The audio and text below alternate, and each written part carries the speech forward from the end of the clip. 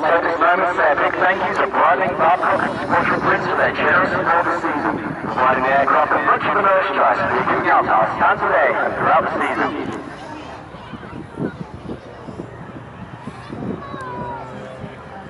The duty will be capable of sustaining converted flights, even our demonstrate on this converted path.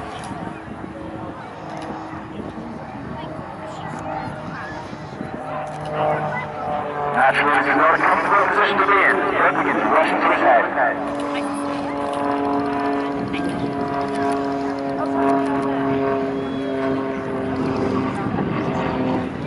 The high tempo of Royal Air Force operations continues today, with aircraft and personnel deployed around the world, supporting the Falkland Islands, Syria, Iraq, Afghanistan, whilst others secure the skies above the United Kingdom.